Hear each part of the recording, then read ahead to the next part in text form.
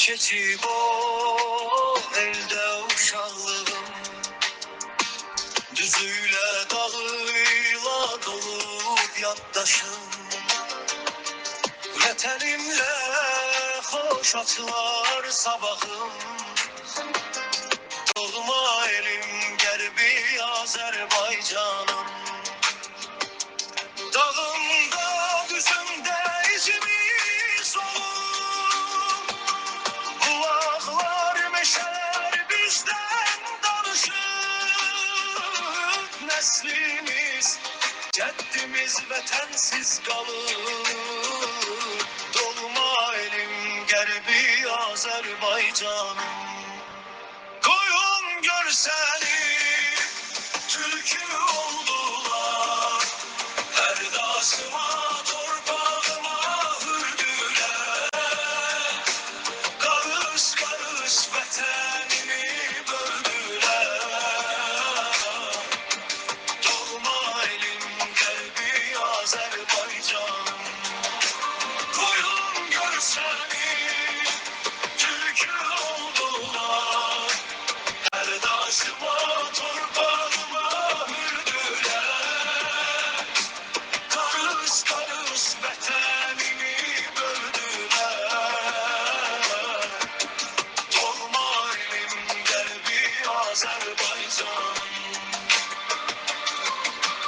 Bir gün qayıdarıq ana vətənə, elimin duası köməkdir bizə, quşlar da sevinər dönməyimizə.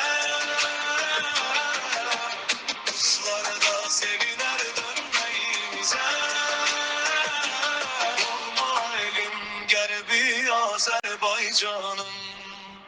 Qoyun görsəni, türkü oldular, hər daşıma, torpağıma hürdülər.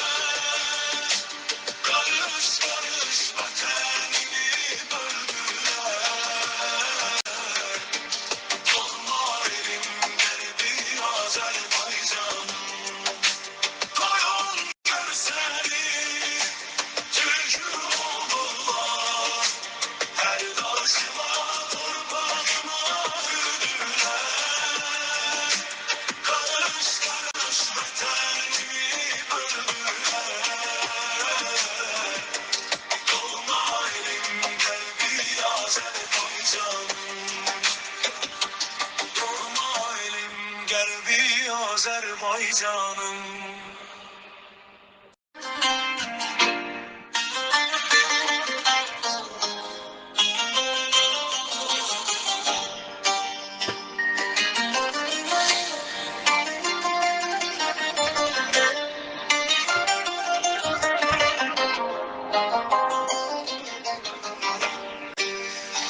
Mənim keçib o elde uşaqlığım, düzüyle dağıyla dolub yaddaşım.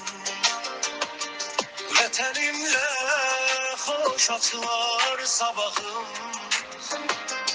doğma elim qərbi Azərbaycanım. Dağımda düzümdə izimiz olur, bulaqlar, meşələr bizdən danışır.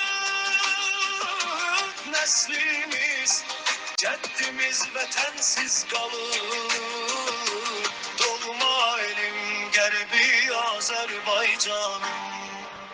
Qoyun görsəni, türkü oldular, hər daşıma, torpağıma hürdülər. Qarış qarış vətənimi böldülər, doğma elim qəlbi Azərbaycanım. Qoyun görsəni, türkü oldular, hər daşıma, torpağıma hürdülər. Qarış qarış vətənimi böldülər, doğma elim qəlbi Azərbaycanım.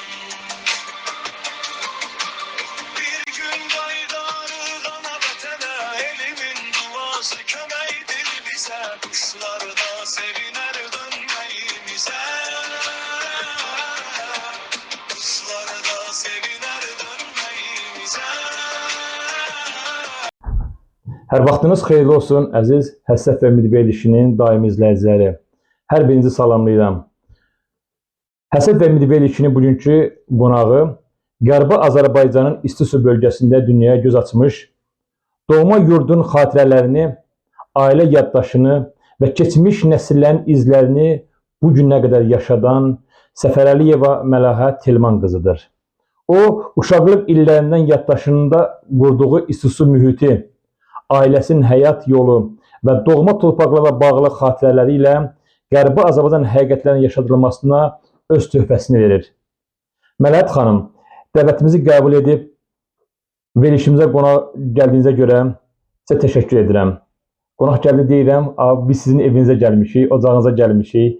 Hər zaman evinizə, şadlıqlara gələk inşallah. Çox sağ olun. Məlahət xanım, həm də bu verilişdə istəyirik ki, siz keçmişinizə işıq tutacaq, maraqlı söhbətlərə səbəb olacaqsınız.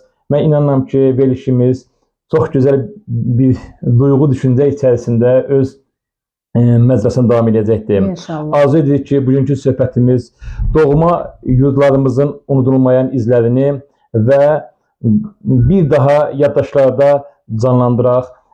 Bu Qərbi Azərbaycan həqiqətlərini dünya ictimaiyyətinə çatdırılmasında bizim də bir payımız olsun.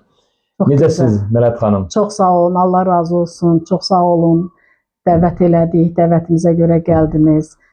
Keçən dəfə də mən dedim ki, çox gözəl bir iş görürsünüz. Demək olar ki, tarix yazırsınız. Balaca mini də olsa bir gözəl bir tarixdir. Keçmişimizə qaytarırsınız bizləri. Köhnə, keçmiş görmədiyimiz babalarımızın bu havasına qaytarırsınız bizi. Yəni biz onu yaşayırıq. Görməsək də eşitdiklərimizlə bərabər yaşayırıq. Çox sağ olun, Allah razı olsun. Bir daha deyirəm, xoş gəlmisiniz. İnşallah təşəkkür edirəm. Bir daha vurğulayıram ki, əziz Həssəf və Ümid verilişinin daimi izləyiciləri, biz bugün Məlahət xanımın ocağındayıq. Hər zaman Allah ocağınıza, evinizə şadlıq qismət eləsin. O gün olsun nəvələrinizi, nəticələrinizin toyunda iştirak edək Məlahət xanım. Məlahət xanım, vaxtın darlığını nəzərə alaraq, mən istəyirəm ki, icazənizlə keçəm suallara. Buyurun. Məlumunuz olduğu kimi, bizim birinci sualımız sizin ailə həyatınızla bağlıdır. İlk növbədə özünüzü izləyicilərimizə təqdim etməyinizi istəyirəm. Xahiş edirəm ailəniz, valideynləriniz, övladlarınız, nəvələriniz haqqında izləyicilərimizə ətraflı məlumat verəsiniz. Buyurun. Çox sağ olun. Deməli, Ceyhun müəllim, mən Səfərəliyeva Məlahət Telman qızı, atam Səfərəliyev Telman Qarayoğlu, anam Gəncəmaliyeva Nazəni Sevindik qızı, əmin nəvəsidirlər atamla anam. İkisi də ali təhsillidirlər, ziyalı bir ailədə doğulmuşam və onlar da elə bir ziyalı ailənin övladlarıdırlar. Babam Gəncəmaliyev Qaray, Səfəralı oğlu, ana babam Gəncəmaliyev Sevindik Mehdioğlu. Demək olar ki, bunlar haqqında danışanda mən həm keçmişə dalıram, həm də elə bil ki, biraz kövrəlirəm. Onlar demək olar ki, Dərələyəzin qaymaqlarından biri olublar. Əslimiz əslən götürəndə Qərəvəhlidirlər. Qərəvəngə də hardansa gəlmədilər. Bunu bir dəfə də qeyd eləmişəm. Hardan gəldikləri hələ ki məlum deyil bizə. İnşallah yəqin ki onu da aydınlaşdırarıq. Sonradan Kotanlıya köçmüşlər. Kotandan sonra Qaray Gəncəmaliyev babamı veriblər Cermuqa komendant. O gəlib orada Cermuqun quruculuğunda, yaradıcılığında, yolun çəkilməsində demək olar ki, böyük bir işlər görübdür. Yaradıb və yaşayıb yaradıblar orada. Deməli, Cermuqda İstisuda, yəni deyək, Cermuq mənası eynidir, prosta hamı Cermuq kimi tanıyır deyənə, onu mən vurğuluyuram. Orada məktəbin açılmasında ilk mənim babamalarımın və valideynlərimin təşəbbüsü olub. Çünki heç kəs o vaxt savad almamışdı, heç kəs oxumamışdı. Allah rəhmət eləsin, mənim mamamın da, papamın da bir əmsi Əjdər İbrahimov burada həm Respublika prokuroru işləyibdi 40-cı illərdə, sonra universitetdə dekan işləyibdi hüquq fakültəsində. O oradan deyib ki, Dərələyəzdə kimlər varsa, istəyir ki, qohum oldu, yad oldu. Onu gətirin, oxusun ki, Dərələyəz mahalında, Qərbi Azərbaycanda öz məktəblərimiz olsun. Başqa müəllimlər olmasınlar, məktəblərimiz açılsın. Zaten də buna nail olublar. Allah onların hamısına qəni-qəni rəhmət Amin. eləsin. Demək olar ki, Dərələyəzin o vaxtki pokoleniyada deyim, nəsil, üzrü sayın, Buyurun. biraz pokoleniya sözünü biraz çərçivədən qıraq dedim.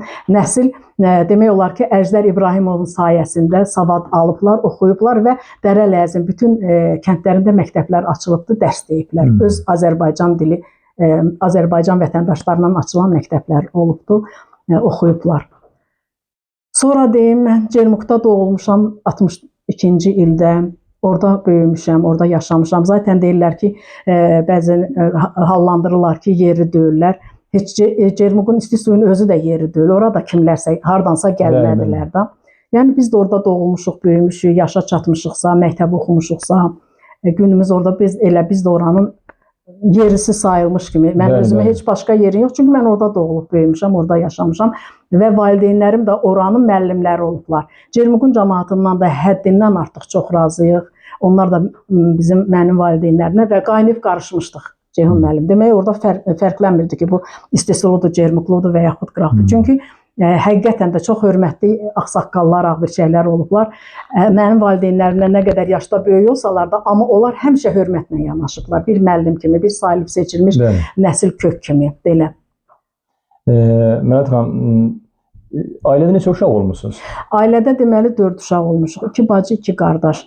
Mən sonra qardaşım Tariyel, Allah rəhmət eləsin, ölənlərimizə rəhmətə gedibdi. Səfər Əliyev Tariyev, Telman oğlu, onu yadıma salarsa onun haqqında da deyəcəm. İnşallah.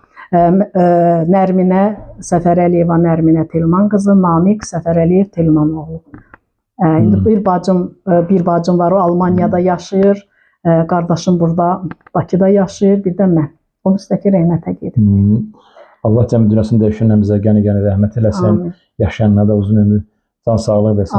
Neçə evladınız var? Evladınız, nəvəniz haqqında? Özüm üzrü saysınlar böyüklər məni. Mən özüm keçən dəfə də qeyd elədim. Terp kəndində Babayev Surxay Vəlioğlunun oğlu Babayev Baba Surxay oğluna getmişəm, həyat qurmuşuq. 3 qızımız var. 2 nəvəm var. Ay maşallah. Böyük nəvəm İzmirdə 9 Eylül Universitetinin 3-cü kurs tələbəsidir. Bu il 3-cü kursu bitirir.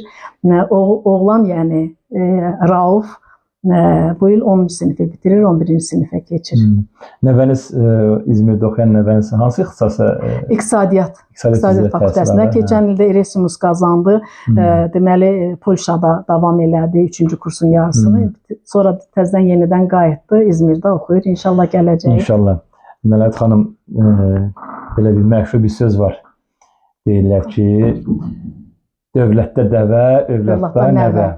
Niyə görə belədir? Siz də, mən sizinlə uzun müddəti biz bir 50-yik, siz məni çox yaxşı tanıyırsınız, mən də sizi tanıyıram. Mən nə vaxt danışsam, özünüzdən daha çox, qızlarınızdan daha çox nəvə deyirsiniz. Niyə nəvə bu qədər çox şirin olur? Elə bil ki, mən bunu çox uzun müddətli mülahizə eləmişəm. Deyirəm ki, biz özümüz, yenə böyüklərdən üzr istəyirəm, özümüz öz övladlarımızı istədiyimiz qədər sevə bilməmişik, oxşaya bilməmişik. O vaxt utanç var idi, saymaq var idi, hörmət var idi. Mən ümumiyyətlə atamın yanında, dayılarımın yanında heç vaxt övladımı qucağıma almamışdım. Nə öpməmişdim, elə yoldaşım da, mən özüm də. Amma nəvə ilə biz elə bil ki, yaşımızın elə vaxtıdır ki, biz də uşaqlaşmış kimi olur. Nəvə ilə hər hərəkəti eləyə bilirsən, hər cür o sevgini ona göstərə bilirsən. Dilində məsələn, övladıma demədiyin, qadan alım, qurban olum, həyatımsan, onları deyə bilmədiklərini nəvəyə deyə bilirsən. Yenə deyirəm, böyüklərdən üzr istəyirəm. Nəvənin şirinliyi oradan gəlir ki, sən də biraz yaşın o dövrüdür ki, sevib sevinmək istəyirsən uşaqla. Allah can sağlığı versin. Bir də bunu, mən başqa verilişdə də bunu demişəm.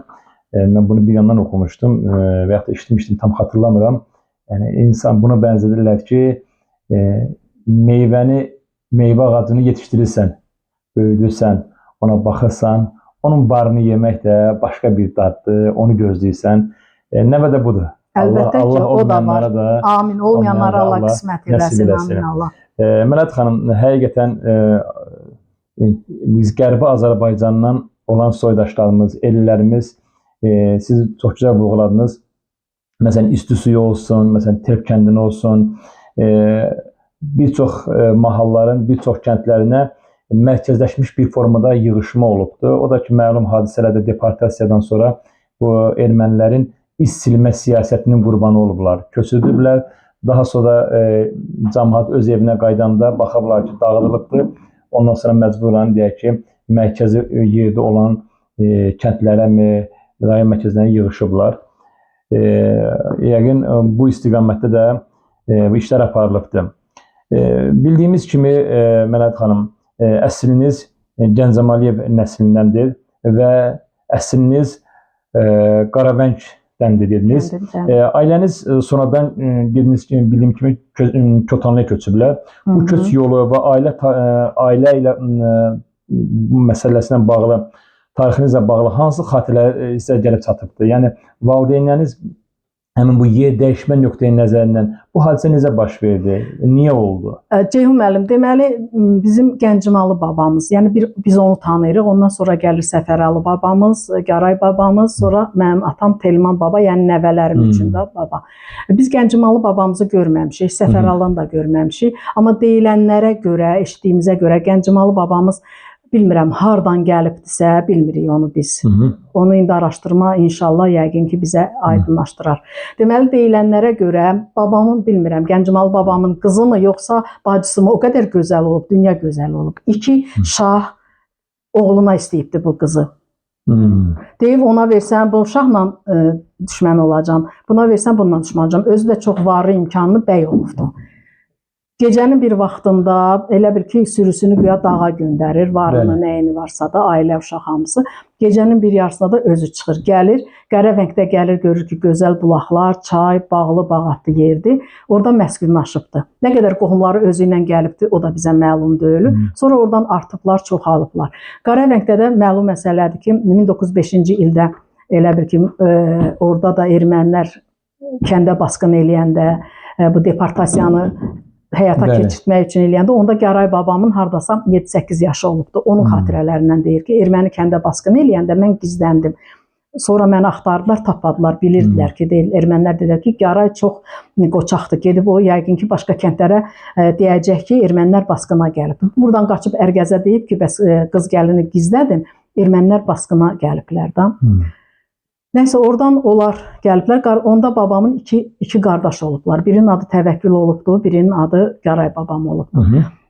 Sonra bunlar Ərgəzdən sonra qayıdıblar Kotanlıya. Kotanlıda biraz qalıblar. Sonra bir də qayıdıblar Qaravəngə. Qaravəngə qaydanda bu 18-ci il hadisələri başlayanda babamın qardaşı Təvəkkül Osmanlı türklərinə qoşulubdu. Onların ordusu ilə vuruşmağa başlayıbdı və Türkiyəyə keçibdi. Türkiyəyə keçəndən sonra Naxçıvanda 18-ci ildə bu gedib sonra bir də qayıdıb gəlibdi ki, Garay gəlib bütün nəsil kökdə köçək, buranın axırı yoxdur. Yəni ermənilər bilirəm, sizi qıracaqlar. Babam da deyib ki, yox, bu bir belə kəndi, bir belə ərazinin hamısı bizə baxır, biz bunları köçürdə bilmərik də. Nəysə, bu gedib Naxçıvana, Naxçıvanda babamın 2 əmsi qızı orada ərdə idilər. Onların yanına deyib, getdim Garaya dedim, gəlmədilər, amma məndən inciməyin, mən gedirəm, Osmanlılarla gedirəm Türkiyəyə. Tələt Paşanın, Ənvər Paşanın ordusunda olubdu. Və o gedib orada. Sonra bir uzun müddətdən sonra, dağılandan sonra öyrəndik ki, deməli, Garay Safo var idi oranın Xarici İşlər Naziri. O, deməli, babamın qardaşı oğlu olubdu. Biraz aradıq, axtardıq, amma sonra bura köç olandan sonra bizdə itkilər çox oldu. Dayım, nənəm, babam, nə bilim, cavan əmim oğlu, belə rəhmətə getdi, elə bir başımız qarışdırıcı, belə baxa bilmədik, axtarışa getmədik də. Orada qalıb, onun orada öyrəndik ki, 4 oğlu var, özünün hərbi, deməli, general olub orada. Adı tamamı, ad familiyası? Gəncəmaliyev, Təvəkkül, Səfəralı oğlu. Yəni o Osmanlıda ad dəyişikliyi olmuyor. Yox, olmuyubdu. Elə uşaqların da adına, babamın da adını. Deməli, Garay Safo, Garay babamın adını qoyub da, Safo da atasının adında. Yəni 90-cı illərdə Dajı Bakıya da gəldi. Bir dəfə biz gördük, amma unamadıq ki, o ola bilər. Sonradan eşitdik ki, o onun oğluymuş. Garay Safo da Xarici İşlər Naziri. Bəlkə də araşdırsaq, indi inşallah yavaş-yavaş mən istəyirəm ki, o yola, o Ramatam. O istiqamətdə araşdırmalar aparam. Deməli, o o nəslin, o kökün, yəni Gəncəmalı babamda deyir çox var olub. Atamın səs yazması da var, lazım olarsa verərəm. Çox imkanlı olubdu. Daha Qərəvəkdə bir dağ var imiş, deyir. Ora heç kəs qorxudan çıxa bilmirmiş. Lap ermənilər də sonradan ki, deyirlər ki, o Gəncəmalı dağıdır. Onun mal heyvanı, orada otlağı var imiş, nəm qışlağı var imiş, bilmirəm. Yəni orada onun o adına verilmiş dağ imiş. Papam rəhmətlik də dedi ki, yəni keçmiş kişilər hamısı bilir ki, o Gəncəmalı dağıdır. Ora heç kim çıxmırdı otlağına, yaylağına, bax belə. Sonradan köçüblər Kotanlıya. Kotanlıya köçəndən sonra babam Əzbəyov rayonunun, yəni əvvəl Paşalı rayonu olubdu. Keş kəndindən bir yerdə olubdular. Biri olub, sonra deyir bölünüblər. Orada NKVD-nin sədri işləyibdi, Dərələz od içində. Yəni biz faktla deyirəm mən bunu. Mən xoşlamıram ki, olmayan şeyləri yalandan özümdən deyirəm. Dərələz od içində kitabında Kamil müəllim bunu çox gözəl, indi açıb onun sizə o səhifəsini göstərəcəm. Kamil müəllim onu orada onun sənədləri üzründə işləyibdi. Demək olar ki, Kamil müəllim çox sağ olsun, Allah ona ömür versin ki, demək olar ki, o Dərələzin mini ensiklopediyasını işləyibdi. Orada NKVD-nin sədri işləyibdi, İspalkom işləyibdi. Demək olar ki, ermənilər onun sözündən çıxmayıblar. Deyirlər, ermənilər bizə düz də eləyiblər, ermənilərin bizə çox ziyanı dəyib, savadlılarımıza yol verməyiblər, iz verməyiblər, sonra iş verməyiblər. Amma o vaxtı bizimkilərin əlində olubdu. Demək olar ki, o 50-ci, 60-cı illərə qədər, yəni ən çox üzdə olanlar, qaymaqlar bizim Azərbaycanlılar olublar. Sonra Cermuqa köçüblər, yenə dedim, Cermuqun quruculuğu üçün komendant gəlibdi, orada işləyibdi. Kotanlıya niyə köçüblər? Deməli, Kotanlıya Ərgəzdən, nə bilim, orada başqa-başqa kəndlər var da, yığışıblar. Nəyə görə? Qərəvəngdir, Ərgəzdir, keçən dəfə də Bulaqlardır, Arışdır. Bunlar çox bağlı, bağatlı, gözəl yerlər olub. Bir də kəndlərin sayını azaltmaq üçün ermənilər bunu eləyiblər ki, çay qırağı kəndlərdən yığıblar bir balaca bir kəndə, dağa var kəndək, yəni orada biraz çətin olubdan, bəli, düşünülmüş bir formada olubdu ki, həm kəndlərin sayını azaltsınlar, həm də əhalinin çoxsu gedibmiş, azı qayıdıbmış da, yavaş-yavaş sonra gəldilər belə, çoxaldılar. Yəni Terpdir, isti sudur, Kotanlıdır, bunlar bütün kəndlərdə var yığma, amma bunlar vəbşə yığılmadı. Məsələn, Cermuqun özündə, isti suyun özündə Gindivasdan var idi, Kotanlıdan var idi. Sonra Zirəhlilər var idi, çox idi. Naxçıvandan var idi, Jdanovdan, Beyləqandan. Demək olar ki, isti suda, Cermuqda da şahələnmişdi. Çox idi. Başqa yerdən gələn, məsələn, qız gedib belə şahələnmiş formada çoxalmışdı. Qohumluq münasibətləri belə demək olar ki, paylanmışdı. Bütün rayonlarla bir belə. Sonra da nə deyim? Kotanlıya dediniz köçməsinin əsas səbəbi? Köçməsinin əsas səbəbi o olub da, deməli köçürdüblər dedim də. Yəni o da əsas məsələ odur ki, yəni belə demək mümkündürsə, bu da bilinçli bir formada düşünülmüş formada cəmaatı öz yerlərindən çıxardıb Azərbaycana deportasiya eləsinlər deyənə. Mənim babam Gəncəm Aliyev Qaray Azərbaycana deportasiya heç vaxt olmayıbdı. Onu yəni hamı da deyir.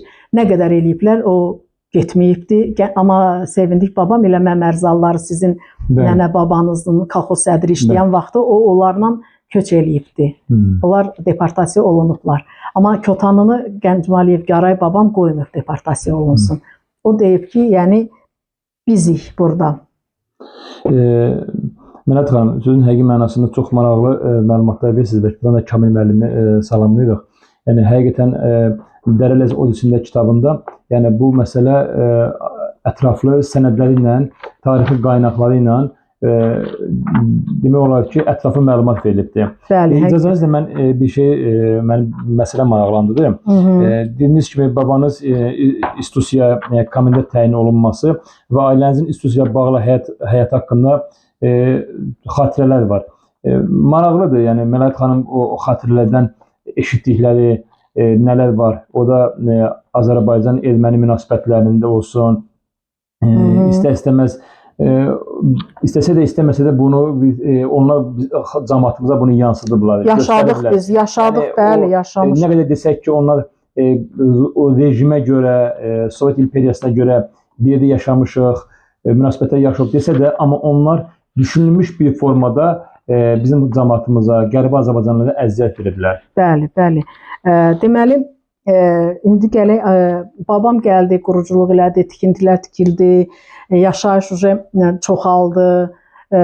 İstisullar, Cermuklar sağ olsunlar. Cermukun birinci quruculuğunda elə istisullar hamısı, binaların hamısını onlar tikiblər. Ermənilər hələm olmayıbdı, az-az yavaş-yavaş sonradan gəliblər. Mənim valideynlərim də orada yenə dedim, müəllim işləyiblər, məktəb qruplar yaradıblar, hamısı çox hörmətlə, izzətlə, yəni bir-biri ilə əlaqəli olublar. Qohumluq əlaqəmiz olmayıbdı, qız alıb qız verməmişik açığı. Amma yəni qohumluqdan da bəlkə də üstün yaxşı qonşularımız olublar. Aliyev Mahmud çox gözəl ağsaqqal, deməli qan barışdıran bir ağsaqqal olubdu istisullardan. Kamil dayı, Cəmil dayı, Behbud dayı, yəni bunlar ağsaqqallar sayılırlar. Yəni bunların ən ağsaqqalı Mahmud dayıdır. Həm qonşuyduq, həm də elə bil ki, valideynlərimizlə düzdür, həm yaşıd deyildilər, amma salam sağ ol, qaynayıb qarışmışdıq da bir sözlə. Xeyrimiz, şərimiz bir olurdu hamımızın. Ara seçkili yox idi ki, bu haralıdır, bu haralıdır. Belə çox gözəl münasibətlər olubdu. Sonra onu deyim ki, Cermukda bu münaqişələr başlayanda mənim valideynlərim, dayım Gəncəmaliyev Ənvər, Gəncəmaliyev Nazəni, Səfər Əliyev Telman, demək olar ki, bunlar gecə-gündüz yatmırdılar. Deməli, papamın maşını var idi, dayımın da vardı, amma dayımın maşını işləmirdi həmin vaxtda. 90-06 arın. Deməli, bu maşınla bir gecədə bütün kəndlərə hamısı baş çəkirlər ki, bir Azərbaycanlıya, bir erməni bir söz deməsin. Özdə bilirdilər ki, Ənvər Paşa, adında Ənvər Paşa qoymuşlar ki, Ənvər Paşa yenə maşından çıxıbdı razvedkiyə kəndlərə və ürək-dirək verirdilər. Neçənci illər idi? Bu 88-ci illər idi da. Siz o dönəmə gəldiniz ki, orada Erməni Azərbaycan. İli xatırladasınız ki, 88-ci ildə bu olan hadisələrdə. Deməli, 88-ci ildə biz də oradaydıq, hələ köçməmişdik. Deməli, bu ermənilər çıxırlar da nümayiş eləyirlər. Qarabağ bizimdir, erməncə deyirlər, Qarabağ bizimdir. Sumqayıt hadisələri? Sumqayıt hadisələri hələ başlamamışdı. Biz olanda başlamamışdı. Bizdən sonra bəli oldu. Yəni bu hadisələr Sumqayıt hadisəsi başlamamışdan öncədən bunlar var idi. Sumqayıtda, Xankəndində başlamışdı bu münaqişələr. Bunlar məktəbə hücum eləyiblər. Məktəb dərs gedə-gedə mənim valideynlərim, orada Beycan müəllim, Sabir müəllim də olub, Ənvər müəllim, sonra Telman müəllim, Nazəni müəllimə. Bunlar məktəbin qabağına çıxıblar. Deyiblər ki, bir dənə uşağımızın burnu qanamamalıdır. Deməli, burada olubdu, icra hakimi də olubdu, bütün, yəni oranın aktiv işçiləri olubdu. Bu kitabda da yazılıbdı, yəni kitablarda da var bunlar və Dərə Ləzmə halında bunu hamı bilir. Sonra orada mamam durub çıxıbdı, elə bil. Deyib ki, orada indi o ifadəni demirəm, bilirlər, siz bizə heç nə eləyə bilmərsiniz, biz yəni paşa nəslindənik, biz Azərbaycanlılar, biz türk nəsliyik, biz indiyə qədər yəni bilməmişik ki, türklər kimdir, biz kimik, amma indi bilirik ki, elə siz indiyə qədər bizi də türk deyirmişsə, elə biz bəli, türk olmağımızdan fəxr eləyirik. Və Qarabağı görərsiniz, indi mən biraz formada deyirəm, kitabda açıq yazılıb ki, yəni barmaq işarəsi ilə görsədir ki, Qarabağı görmərsiniz də belə. Üzürü saysınlar məni bu ifadəmə görə. Deməli, mamamın şəklini, Nazəni Gəncəmaliyevanın şəklini, bütün Dərə Ləzmə halına paylayıblar və pul kəsiblər. Ki, bunu kim öldürsə, bir də elə Ənvər Paşa deyirən dayımı, bunları kim öldürsə, onlara bu qədər mükafat veriləcək. Amma həqiqətən də izlərinə çox düşdülər. Qorxularından mı bilmirəm, Allahın qismətindən mi bilmirəm, onu bacara bilmədilər. Deməli, bir gecədən bər dayım gedirdi. Papamın maşının haçarı biri də ondaydı. Papam oldu, olmadı. Maşını götürürdü, bir gecədə gedirdi Naxçıvana. Naxçıvanda oradan xəbər verirdi, nəsə lazım olurdu, burada xəbər verirdi. Xəbərdar eləyirdi, qaydırdı həmin günü Cermuqa. Terpə gedirdi, Köşbəyə gedirdi. Qovuşuğa, Kötanlıya, Qabaqlıya ki, yəni qorxmayın, danışmışam. Nə vaxtsa nəsə silah lazım olsa, nə lazım olsa, yəni ermənilərlə döyüşməyə, yəni bundan qorxmayın. Yəni biz qorxmuruq onlardan. Bəli, həqiqətən dönə-dönə papam da, dayım da Terpədə gəliblər. Yəni o Terpədə bu hadisələr vaxtı çox, yəni cəmaatla əlaqədə olublar da ki, köçürülmədən də qorxmayın. Ceyhun müəllim, bir də onu qeyd edeyim ki, demək Cermuqu, Dərə Ləzin bəlkə də bir 90%-ni köçürdəndən sonra mənim dayım, atam, anam Cermuqdan köçdülər. Cermuqda bir adam qalmadı. Axırıncı mənim atamdan anam gəldi. Bir də Haqverdi əmim var idi, atamın əmisidir o. O qalmışdı axıra, bunlar gəldilər deməli. Hamını köçürdəndən sonra bir nəfərin də burnu qanamadı. Onu deyim sizə ki, deyirlər düzdür. Ermənilər bax, orada bizimkilərə, Azərbaycanlılara iş vermirdilər, yəni vəzifə vermirdilər. Vəzifə vermirdilər. Bəzi yerlərdə görürdüm ki, məsələn, indi tək olanda aşağılamaq istəyirlər. Amma onu deyim sizə ki, Azərbaycanlıları heç vaxt sınmayıblar ermənilərin qarşısında. Həmişə döyüşüblər, həmişə sözlərini deyiblər. Daha mənim dayım, Ənvər dayım onu Dərələyər cəmaatı hamı təsdiq eləyər ki, təpiklə rəhkom katibinin qapısını açırdı. Yəni ondan çəkinirdilər. Bilmirəm, Allah vergisi idi, Allahın hikməti idi ki, həqiqətən də çəkinirdilər və o dediyini elətdirirdi ermənilərə. Hansı bir kənddə fərqi yoxdur, qohum oldu, olmadı. Hansısa bir məmuru bizim Azərbaycanlılar incidirdilərsə, onu daima deyirlər, o gedirdi onun işini, yəni həll eləyirdi. Belə bir hadisədə deyim sizə, ermənilərin belə bir xüsusiyyəti var idi. Mənim qardaşım Tariyel, Allah rəhmət eləsin ölənlərimizə. Yəni Cermuqda ermənilər ondan belə bir tək qardaşım deyil də bir neçə cavanlar var idi. Onların adı gələndə bir kəlmə o yan bu yan ola bilməzdi. Yəni ermənilər çəkinirdilər. Amma daldıya düşəndə öz erməniliklərini eləyirdilər. Deməli Baksiyor idi. Yerevanda gedib birinci yeri tutmuşdu. Orada bunu elan eləyiblər ki, bəs Safaryan Tariyel çıxmayıbdı ringə, çıxmayıbdı medalı almağa. Deyiblər, niyə çıxmırsan? Deyib, mən Safaryan deyiləm, mən Azərbaycanlıyam. Mənim öz familiyamı deməsəz, mən çıxan deyiləm. Deyiblər, onda sizə biz vermirik birinci. Deyib, heç istəmirəm də. Heç nə çıxmıram, nə də istəmirəm. Familiyamı düzgün deməsəz, mən çıxan deyiləm. Bunu canlı şahid indi var. Deməli, Vahid atasının adı yadımdan, Hidayət oğlu. Bir dəfə İstiso qrupunda bu danışdı ki, bəs Tariyel belə oğluydu. Allah ona rəhmət eləsin. Sonra bunu Səfər Əliyev, Tariyel, Telman oğlu deyəndən sonra o çıxıb medalı qəbul eləmişdi. Yəni belə oğullarımız var idi. Yəni heylə babalardan, heylə atalardan, analardan, heylə dayılardan da heylələri doğulur. Bəli, heylə olurdu. Yenə deyirəm, ermənilərdən Azərbaycanlılar heç vaxt çəkinməyibdi, qorxmayıblar. Bəlkə demirəm, daldıya düşəndə ermənilər nəsə eləyiblər. Amma heç vaxt biz icazə verməmişik ki, əzsinlər bizi, əzilək. Vəzifə verməyiblər, iş verməyiblər, bunlar öz yerində. Amma heç vaxt biz onlara əyilməmişik, əzilməmişik. Ceyhun müəllim, bayaq babam haqqında danışdım ki, yəni sənəd üzrə yəni yazılıbdı. Kamil müəllim çox sağ olsun, işləyibdi. Dərələz od içində bir sənədin izi ilə Gəncəmaliyev Qaray Səfəralioğlu haqqında burada aydın açıq yazılıbdı hamısı. Deməli, həm də Gəncəmaliyev Qaray babam da Səfəralioğlu deməli Abbasqulu Ağa Şadrinskinin taborunda razvedçik işləyibdi. Bəli, o da burada həm qeyd olunubdu, həm də bizdə bir Gəncəmaliyevlərlə Babayevlər ailəsində siz də dəvətli idiniz. Dərələzin qaymaqları qonaq oldular. Orada Kamil müəllim özü öz dili ilə dedi.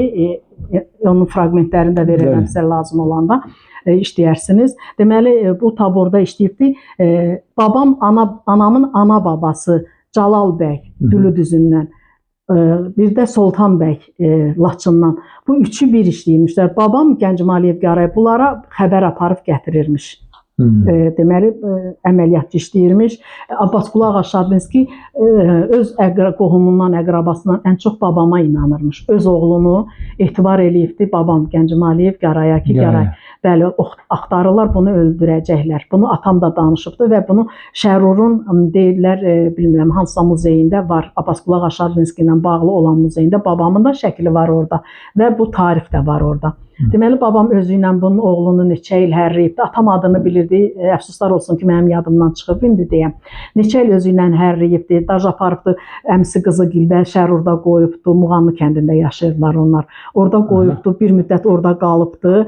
Sonra Şadrinski deyib ki, bəs Qaray, gətir oğlunu, onu göndərirəm Azərbaycan, harasa. Mən bilmirəm də, o atam gelib, babam gelib bilirdilər. Deməli, babam aparıb ona təhvil veribdi. Ondan sonra o öz oğlunu hara göndəribsə, indi biz bilmirik də. Bəlkə də babam bilirdi. Yəni onu axtarırmışlar. Şadrinskinin deməli sağ qolu nətər deyir, döyünən ürəyi, görən gözü, eşidən qulağı Gəncəm Aliyev Qaray babam olubdu.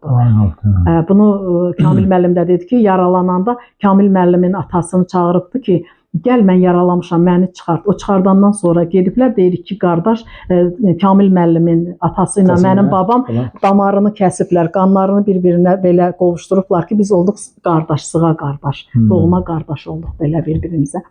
Ondan sonra yəni gələndən sonra o bayaq saydığım vəzifələrdə Dərəl Əzmahalında işləyibdi. Bir də onu da vurğulayım ki, bunu bilməyənlər bəlkə də bilmirlər, amma istəyərəm ki, bilinsinlər. Deməli, Qaray babam hələ rayonda işləyən vaxtı Yığnacor dəyişmək istəyiblər, Söylən, Mikoyan belə adları. Yığnacoru gətirib qoyublar Mikoyana, Söylənin də adını qoymaq istəyirmişlər Şaumyan. Şaumyan, bunu bəlkə də eşitmişsiniz, bəlkə də. Qaray babam onda durub deyib, niyə Şaumyan qoyursunuz ki, burada ən çox yaşayan Azərbaycanlılardır. Dərəl Əzmahalı demək olar ki, təzə-təzə gəlirdi ermənilər ora. Deyiblər ki, Şaumyan 26 Bakı komissarlarından da, yəni Azərbaycanın deyib, o heyləti ilə Əzbəyev qoyunda, Əzbəyev qoyunda elə. Yəni, Qaray babamın, Gəncəm Aliyev Qarayın o iradına görə və onun israrən deyişinə görə Əzbəyevin adını qoyublar, Əzbəyev rayonu. Yoxsa Şaumyan qoyacaqmışlar. Bir nə fərqi var ki, Şaumyan, o da 26-larda qoyulsun. Bu da ən çox Azərbaycanlılar. Bəli, Azərbaycanlı. Hələ də o vaxta qədər ermənilər elə deyir, papam danışır da, danışırlar ki, gördünüz bu Gəncəm Aliyev qoymadı ki, ora qoyulsun Şaumyan. Yenə Azərbaycanlını ora 26 komissarı da olsa da, yəni indi Əzbəyevin də tarixi nətər olub, o siyasətə getmirəm, yəni oldu belə. Sonra bir də onu da deyim, yəni o qədər vətənpərvər, o qədər elsevər, o qədər qeyrətli kişilər idilər ki, deməli, cavanları yığırmış yaşlı vaxtında. Cavanlar, orta yaşlılar da belə agitasiya aparırmış deyim ki, yəni söhbət aparırmış, deyirmiş ki, Azərbaycanlılara, Cermukda yaşayanlara da ki, uşaqları çoxaldın, artırın. Ermənilər getdikcə çoxalır, gəlir, amma Azərbaycanlarda artım yoxdur. Çalışın, uşaqlarınızı artırın. Bunu kimsə gedib xəbər veribdi Raykom katibinə. Raykom katibində yəni zarafatları varmış da, ya zəng edib ki, Gəncəm Aliyev yenə agitasiya aparsan, deyib, nə ayırmışam, deyib ki, bəs, daşı gəlib, deyib, mənəm, deyib, gələsən, söhbət eləyə, deyib, mənəm, sənə lazım, sən gəl. Gəlib Cermuqa, onun istirahət yeri var imiş da katibin. Ora gələndə deyib ki, bəs belə-belə, cavanlara belə deyirsən, deyib, səhv eləmirəm ki, deyirəm ki, nəsili artırın da, Ermənistanın əhalisini artırırlar da, deyib, bəs Azərbaycanlılar, deyib, siz də ermənlərə deyin, artırsınlar da. Mən öz xalqıma deyirəm ki, artırın, qoy Ermənistanın əhalisi çoxalsın. Görün siyasət. Deməli, həqiqətən də buradan onun o çek istəyi, onun o razvedçik işlədiyi, bilmirəm də, onu Azərbaycanda əməliyyatçı deyirlər. Yəni, çek istəyəkdir, elə bilirlər ki, oradan bilinirdi ki, Patpolinu əl altdan bu, onları siyasətlə, yəni cavanları oyadırdı ki, əhalini artırın. Şükürlər də olsun, yəni, Cermukda da düzdür, sonradan erməniləri çox gətirirlər, çox artırırlar, amma əhali, Cermuqun da əhalisi, hamının 6 uşağı, 8 uşağı, 10 uşağı oldu. Belə. Çox maraqlı məlumatlardır. Həqiqətən, yəni bu onu göstərir ki, dediyiniz kimi, Qərbi Azərbaycanlılar, yəni illərə baxmayaraq, istəyirsiniz 1905 olsun, 48 olsun, 88-ci il olsun belə, yəni orada yaşanılan müddət də mən belə başa düşürəm ki, bizim babalarımızda bir özgüvən var idi. O özgüvəndə o torpağın bizə məxsus olmağından idi. Yəni, bura bizim yerimizdir, tarixən bizim torpaqlardır. Yəni, siz bura sonradan gəlmişsiniz, söz sahibi siz olsanız da, amma buranın həqiqi sahibi bizik. Sahibi bizik, bəli, həqiqətən də heyli olubdur. Ceyhun müəllim, deməli, o qədər fikirlərim qarışır. Birini deyirəm, o birisi yadımdan çıxdı. Birini danışanda o birisi yadımdan çıxır. Ola bilsin ki, mərhələ mən demədim. Yəni, nə vaxt yadınıza düşə deyə bilərsiniz. Yəni, üzürlü sayın ki, bəli, xatırladıqlarımı çalışıram ki, çatdıram elə bil ki. Bir də onu deyim ki, Cermukda biz olduq, yəni yerli yenə deyirəm, yerli gəlmə biz bilmədik. Bax, xeyrimiz, şərimiz bir olardı. Toylarımız, dəvətnamə fərqi yox idi. Hamıya paylanırdı, hamı toylarda iştirak edirdi. Allah heç kimə göstərməsin, yəni yas da qaçılmazdı. Bu Dərəl Əyəz cəmaatının elə bir ki, bilmirəm, bəlkə başqa, Qərb Azərbaycanın başqa rayonlarında da olubdur. Bizdə yas olanda, Allah yenə deyirəm, heç kimə göstərməsin, amma qaçılmaz bir haldır. 40 gün ev yiyəsinə bütün qonşulardan, qohumlardan yeməklər pişib gəlirdi. Qış sezonu olanda umac, ərişdə, qovurma ilə bişirilən yeməklər bizdə, yəni özünüz bilirsiniz, qış tədarükü payız açılandan ta ki qışa qədər biz qışın tədarükünü görürdük. Uzun müddətli qış olurdu. Bəli, 9 ay demək olar ki, qış olurdu. Yas yiyəsi öz olan ehsanından yemirdi. Elə qonum qonşu gətirən yeməkdən. Yəni bu birlik idi, bu insaniyyətli idi, bir-birini istəmək idi, el içində, din bəsləmək idi. Toylarımızdakı həmçinin bayramlar keçirdirdik, Novruz bayramını. Biz ermənilərin bayramı o Zadik deyirdilər də. O bayramı heç bilmirdik, nə hardan gəldi nədir. Amma ermənilər bizim bayramlara qoşulub bizlə bərabər qapı pustuya gedirdilər.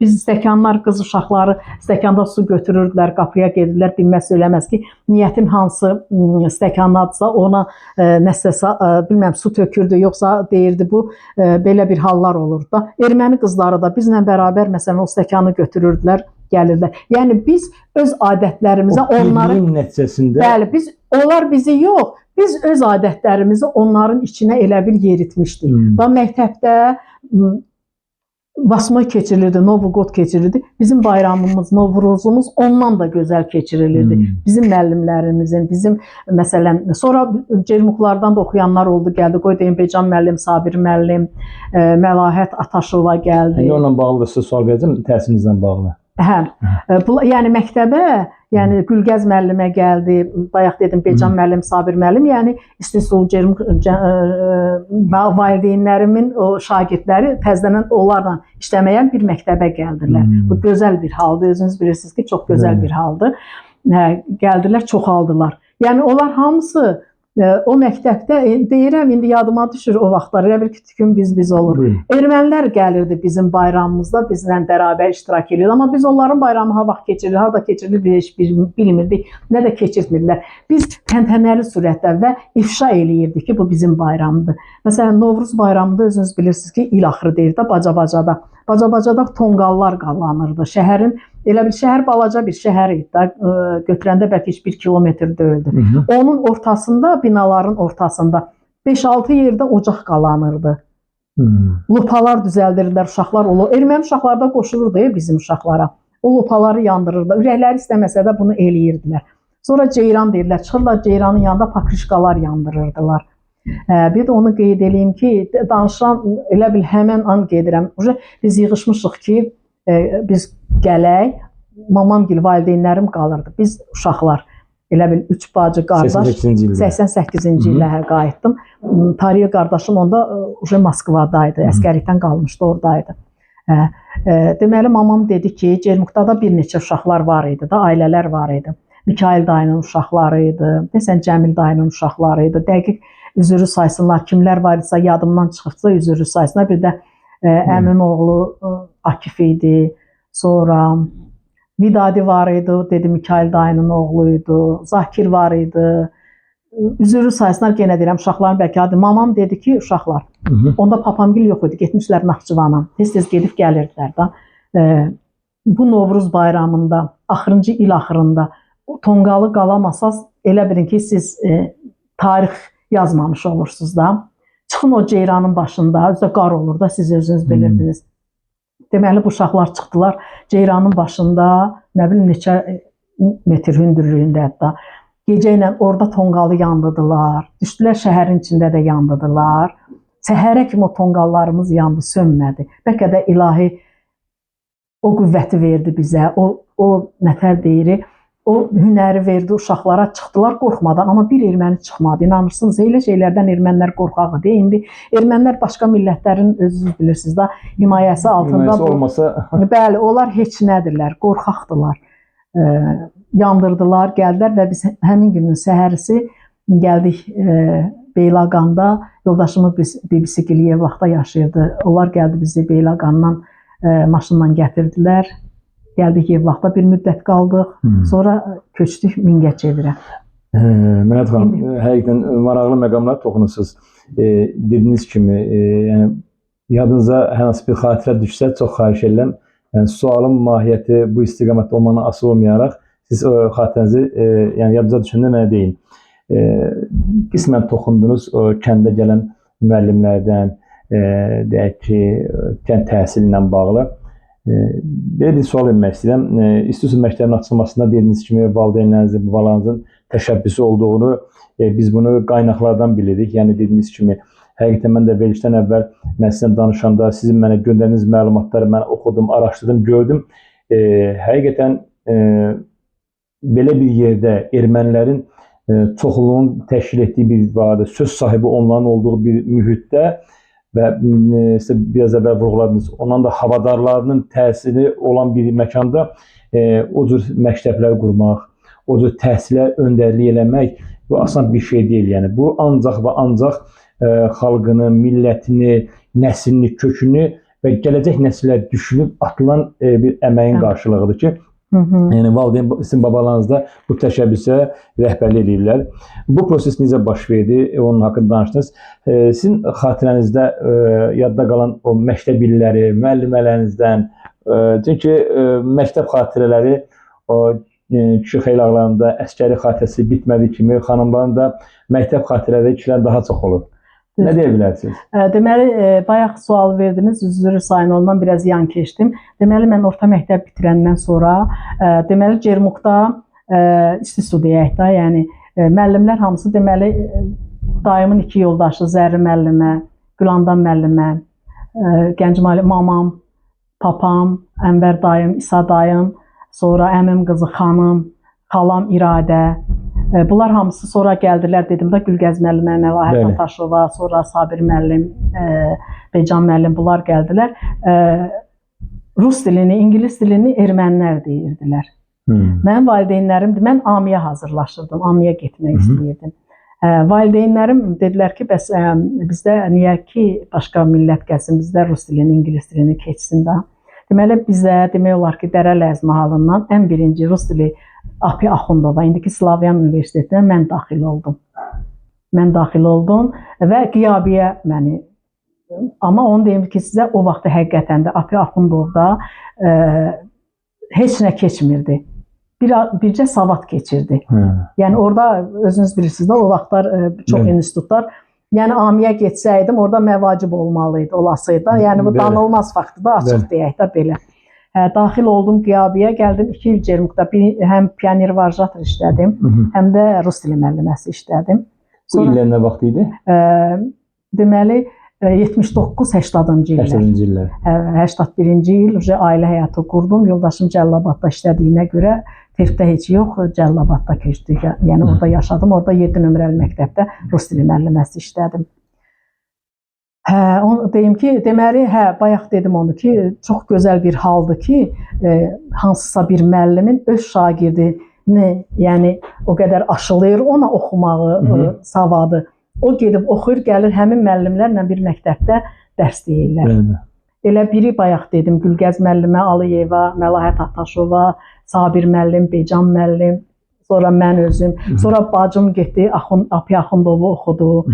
Yəni biz bilmirdik ki, bu belə qaçqınlıq olacaq, yenə deportasiya başlayacaq ki, yəni kəndlərdə Rus dili müəllimləri özümüzün, Bəxtiyarov Bilalın nəvəsi İntizar, o getdi oxudu Axundovu, elə bacımla paralel oxudular. Ki öz İngilis dilini yox idi, hələ ki yavaş-yavaş hazırlaşdırırlar ki, İngilis dilinə də gedən olsun ki, yəni özümüzünkilərdən olsun. Ta ki 88-ci illərə qədər bu qaçqınlıq dövrünə qədər. Nə deyim? İllər keçsə də artıq uzun bir vaxt keçibdir. Danışırsınız yaşayan müəllimlərinizdən, tələbədaşlarınızdan, sinifdaşlarla. Görüşürsünüz, onların nə xatirəsi, yadda qalan nə xatirəsini sizə deyiblər ki, onu siz demişsiniz ki, mən bunu unutdum, yaxşı ki, sənin yadında bu qalıbdır. Demək olar ki, yaxşı yadıma saldınız, bayaq o sualı verdiniz, üzrü sayın oradan yan keçdim. Deməli, biz köçkünlükdən sonra gəldik, hər indi ailə həyatı qurmuşdu, hər ən öz məqamı var idi, özünün xüsusa. Deməli, ən birinci mən belə fikirləşirəm və onu belə israrla deyirəm ki, biz hardasa 2009 ya 2008-ci ildə 30 illiyimizi keçirdik sinif uşaqlarından. Tapışdıq. Sumqayıtda yaşayan var idi. Mən Mingəçevirdə yaşayırdım, gəldim. Bakıda yaşayan var idi. İndiyə qədər də biz o abu-havanı saxlayırıq. Tez-tez bizə də yığışırıq, məkanlara da gedirik, ad günlərində, toylarda, kiminsə övladının toyunda, kiminsə ad günündə məsələn yığışırıq. Bizim sinif bunu, yəni Cermuk uşaqları, məktəbliləri, daha hamısı bəlkə də deyərlər, deməzlər, onu deyənlərə biraz qısqanclıq əmələ gələr, üzrü sayısına. Ən gözəl, ən yaxşı birliyi olan sinif bizim sinifidir. Həm əlaçılarımız çoxudur, oxuyanlarımız çoxudur. Bizim elə sinifdə axırda 11 uşaq qaldıq, ondan hardasa 7-8 hamısı ali savad aldılar. Həm mehriban uşaqlarıydıq, həm müəllimlərin 8 martında, Novruz bayramında, Novqodda özümüz öz büdcəmizlə süfrələr açırdıq. Müəllimləri məktəbdə qonaq eləyirdik. Daha erməni müəllimlərini, məktəb direktorumuzu qonaq eləyirdik. Mən üzr istəyirəm, həmin o dövrdə məktəbin nömrəsi var idi institutda. Bir nömrəli ilə məktəb bir dənə idi Cermukda, yəni bir dənə. Sonra bir balaca məktəb tikildi. Orada biz Azərbaycan sektoru oxuduq. Sonradan uşaqlar çoxaldıqca sağ sahildə sol sahilə köçdülər, ailələr çoxaldı. Orada məktəb açıldı. Burada ta yaşayış Azərbaycanlardan yaşlılar oldu deyənə, nəvə nəticələr hamısı oldu. Sağ sahildə orada məktəb, böyük məktəb belə açıldı. Erməni-Azərbaycan məktəbi bir oldu, oxudular. Yəni o görüşəndə Qərbi Azərbaycan və xüsusilə isti su xatirələri hər kəsin məktəbdən unutmadığı anlardır. Bəli var, dərsdən qaçdıqlarımız anları danışırıq. Sonra məktəbdən bu vaxtlar ekskursiyalara gedir. Bu vaxt yox, bizdə 25-ində olurdu son zəng. 25-inə qədər hara ekskursiya gedirdi, nətər keçirdi, даже mayovkaları nətər keçirdi. 1 mayda həmişə çıxırdıq, elə bil oğlanlar ayrı gedirdi, qızlar ayrı gedirdilər bayrama. Bilmirəm də il axırı gecələri keçirilirdi, çox gözəl, toylarımız gözəl keçirilirdi. Üzr istəyirəm, bu məktəbdə oxudunuz o müddət, o dövr ərəfəsində. Yəni bu fərqi də məsələn ermənilərlə Azərbaycan uşaqları arasında rəhbərlik, çünki o dövrə görə biraz o sualı yerinə oturmaya bilər. Çünki təhsildən çəkinirdilər, məsələn Moskvadan deyə çəkinirdilər. Amma bir verilişdə bir nəfər dedi ki, yəni Moskva qorxusu olsa belə, amma bizim o rəhbərlik, yeri idarə rəhbərləri, məktəb rəhbərləri o fərqi deyir, istər-istəz müəyyən tədbirlərdə mi olsun, Azərbaycan tanınmış şəxslərinə qarşı bizim bir rəğbətimizi görəndə, onun şeirini əzbərləyəndə, siyasi xadimcisi onun adını hallandıranda bir qısqanclıq var idi. Belə bir şeylərə rast gəlirdinizmi? Erməniləri əlbəttə ki, onların o xisləti var. Nətər də desən, neynəsən, o xislət var idi ermənilərdə. Amma bu biraz təvəzzökarlıqdan uzaq olsun Ceyhun müəllim. Tam səmimi deyirəm. Yəni Cermukda, İstisuda, bəlkə başqa yerlərdə olub deyə bilmərəm. Yəni o Gəncəmaliyevlərin, o müəllimlərin, yəni demirəm qorxusundan. Yəni onların o nüfuzundan imkan vermirdi. Amma bax 24 aprel gəlir daha. 24 apreldə erməni uşaqlarına biz Pero davasına çıxırıq. Deməli onlar bizə hücuma gəlirdilər. O məktəbdən, erməni məktəbindən bizim məktəbə də Azərbaycan sektoruna gəlirdilər. Biz Peroları götürürdük, onlarla Pero davasına çıxırdıq. Onlar istəyirdilər ki, 24 apreldə nəsə bir xəsarət yetirsinlər. Azərbaycanlıları bəzən görürdüm, biri deyirdi ki, gedirəm, yola çıxıram, maşınla bir Azərbaycanlını vurasıyam, yəni Andranikin əvəzini çıxam. Amma Allaha qurban olum, Allah böyükdür, özü ölüb qayıdırdı. Yəni bu günahsız bir yerə ad qoyulmuş genosid adı idi. Özləri elədikləri bu genosidi türklərə qarşı çıxmışdılar ki, güya ermənilərə olunub da. Bəli, o fərqlər var idi. Amma yenə deyirəm, yəni bunu Dərələz cəmaatı, hal-hazırda yəni var o nəsildən olanlar var ki, yəni Cermukda olsun, Kotanlıda olsun, yenə deyirəm, Kotanda da bizim qohumlar, xalalarım, bibirlərim, qohum əqrabamız var idi. Onların həqiqətən də, bəlkə də deyim ki, qorxusundan, onlardan o yola icazə verilmirdi ki, təhqir olunsun, ya nəsə olunsun da, nəsə desinlər Azərbaycanlara, məktəbdə nəsə başqa bir hadisələr. Bir onların o idi ki, vəzifə vermirdilər, iş vermirdilər. Yenə deyirəm, bəzi kəndlər var idi ki, onları biraz aşağılayırdılar. Amma yenə onlar bəli aşağı baxırdılar. Amma heç vaxt Azərbaycanlılar aciz qalmıyor onların qarşısında.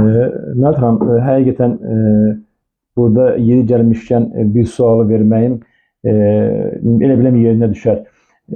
Orada bir Qərbi Azərbaycanlı bir xanımı kimi gənc yaşlarınızda biraz qismən adət-ənənələrdən danışdınız, təbiətdən qismən toxundunuz. İstəyirəm ki, bu sualımız elə ona həsrə yeri gəlmişkən, çünki deportasiya ilə bağlı suala keçmədən öncə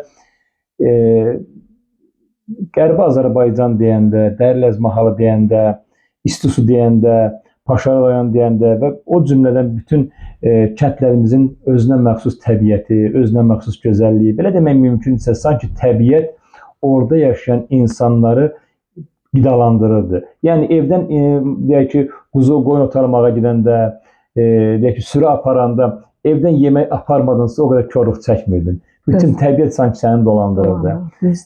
Sizcə o gözəllikləri biz unuda bilərikmi? Yox. Deməli, Ceyhun müəllim, birinci bunu qeyd edeyim. Bizə ədəbiyyat dərsində hardasa 6-cı, 7-ci sinif olardı, 8-ci sinif olardı, yadımdan çıxdı. Həm sinif rəhbərimiz idi, həm də ədəbiyyat müəllimimiz idi. Zərri Gəncəmaliyeva, Ənvər dayımın yoldaşı. Deməli, o bizə jurnaldanmı, kitabdanmı bilmirəm. Hələ də onu axtarıram, tapa bilmirəm. Neçələrinə də sual vermişəm, tapa bilməmişəm. Deməli, o bizə oxudu ki, hardasa bir bilmirəm, iclas olubmu bilmirəm, simpozium olubmu bilmirəm, neçənci illərdəsə, hər yerin, hər bölgənin gilə meyvələrini orada yetişən nəsə varsa da, onlardan elə bir ki, yığıb aparıb orada nümayiş elətdirirmişlər. Deməli, Dərə-Ləzdən gedən bu neymətlər göstərilibdir. İndi bilmirəm də, akademiklər olubdu, axundlar olub, kim olubsa, yəni onu səhv deyərəm, amma bunu %100 yəni, oxuyub bizə bilirəm. Ki, baxıbdır, deyiblər ki, ola bilməz. Bu iki, bilmirəm, gilə meyvə olubdur, ya bitki olubdur. Bu iki meyvə, ya gilə meyvədirsə, bunlar eyni bir mühitdə, eyni iqlimdə yetişə bilməz. Deyiblər, nətər, yəni biz bunu Dərə-Ləz mahalından gətirmişik də, oradan gəlib. Deyib, bu ancaq cənnətdə yetişər. Bu ikisi bir yerdə, yəni tərs mütənasib olan bir şeylərdir. Bu ancaq cənnətdə yerləşir. Bax, oradan qalıbdır ki, Dərə-Ləz mahalı cənnət bir məkandır. Bəli, deməli bizdə görünətlər olurdu Ceyhun müəllim. May yox, mart ayının əvvəli başlayanda gedirdik, qaleriyanın döşündə bulaqlar var idi. Bəlkə də bir 20-30-a yaxın bulaqlar var idi fərqli. Gedirdik oradan, deməli evdən duz götürürdük, qaynamış yumurta götürürdük, bir də pendir götürürdük, lavaş ya çörək götürürdük. Gedirdik, bulağın başında otururduq. Bulağın içindən çıxan hələm başı açılmamış yarpızlar. Biri var, çıxırdı, açılmış vəziyyəti. Bəyənmirdik onu. Açılmamış yarpızlardan yığırdıq, duzluyurduq, yumurta çörəklə yeyirdik. Sonra yığıb gətirirdik. Ondan sonra gəlirdi, cacıq başlayırdı. Qarın ətəyindən cacıqlar yığılırdı. Sonra quzu qulağısı, yemiliyi, qızlar boğçası, turşəngi, qaz əyağı, valla o qədər adlar var ki, xıncılavız, qırpbuzu, şoşam, şoşanın o, bəlkə də siz mən yadınıza gəlmir, başını ayrı soyub yerdik. Bəli. Kökündə fındıq boyda belə, onu da soyub oradan yerdik. Sonra xaşxaşın, indi burada deyirlər ki, o başqadır. Biz xaşxaşın o güllər töküləndən sonra başını kəsirdik, onun içindəki o dənələr var idi, belə yeyirdik. Yəni o qədər bitkilər var idi ki, yol pencəri var idi. Qırpbığım kətəsidəki, yəni indi bizim şedevr olan bir həqiqətən də bir kətəmizdir. Onun yerini heç nə verməz. Nə qədər indi buradakı olan bitkilərdən də yığılsa, yəni onun yeri verilməz. Ki o may ayında o düzdür, bizdə indi bitirdi ta. Amma indi burada mən onu sizə deyim ki, biz noyabr, oktyabr ayında da onu alıb kətə pişirib yeyirik. Kəhliyotu yığmağa gedirdik qızlarla, ətək-ətək yığırdıq, qurudurduq. Sonra may ayında başlayırdı yığımı, əvvəli, şıpırt, ələyəz yığımı. Onu yığırdıq, gətirirdik. Birinci sərirdilər, biraz ölüşküyürdü. Biz onu ölüşküyəmək deyirdik. Yəni qart-qart belə təzə-təzə hörmək olmur. Hörmək olmur. Saç kimi hörürdük onu metrlərlə. İndi satırlar balaca belə. Biz koka deyirdik də, belə yekə-yekə kokalar. Asırdılar nənələrimiz, qurudurdular. Qış gələndə qovurması. Qış gələndə qovurması. İndi elə pişirmişəm, çəkmə aşı pişirmişəm, inşallah dadarsınız elə o həmin o neymətlərlə. Sonra, yəni kəhliyotusu. Kəhliyotunu bir gedirdik, birinci çiçəkləməmiş yığırdıq. Sonra gedirdik çiçəkləyəndə yığırdıq, 2 cür yığırdıq. Sonra mart ayında çoban kipridi var idi. Çoban kipridi, o ancaq qala daşında olurdu. Babam rəhmətli Gəncəmaliyev Garay onu çox sevirdi. Vaxtı gələndə papama deyirdi ki, Telman get. Bir o Qaladaşında, bir də Kotanlıya gedəndə ağluq deyirdilər. O ağluqda olurdu. Onu yığıb gətirirdi. Yəni onu çox tanıyan olmur. İndi mən Naxçıvanda gördüm ki, çoban kibriti var. Deməli, o həqiqətən də Şərur Dərə Ləzmə halı ki, olubdu bir. Elə hər şey yeməklərimiz, qovurmamız, nə bilim bu nemətlər hamısı eyni olublar. Bəli, orada mən gördüm. Kotanlıya gedəndə də Allah ömür versin, bibim yaşayır, amma övladlarından ikisi rəhmətə gedibdi. Tamara mamam da, biz mama deyirdik. Onlara kəndə gedən kimi tez qaçırdım onlara ki, onun oğlan uşaqları çox idi, 4 dənə oğlu var idi. Onlarda olurdu pastan. Deyirdim, gedirəm Tamara mamam gildən, bilirəm ki, saqqız verəsidir. Gedirdim, görüşürdüm, belə bax, deyir, dayan Məlad, qoy görüm, bala, saqqız varmı? Varmı? Ha, demirdi, var, ha. Bax, gedirdi çaynikinin içindən, bugünkü gün kimi yadım, çaynikinin içindən çıxar, deyirdi, bu, hə, var imiş. Amma mən özüm yığmamışam, yəni o halı görməmişəm, eşitmişəm. Məlad xanım, veriliş o qədər gözəl marağa gedir ki, sözün həqiqi mənasında mən deportasiya ilə bağlı sual keçmək istəmirəm. Qəribə Azərbaycanlı xanımı kimi bu sualı çoxuna vermişəm.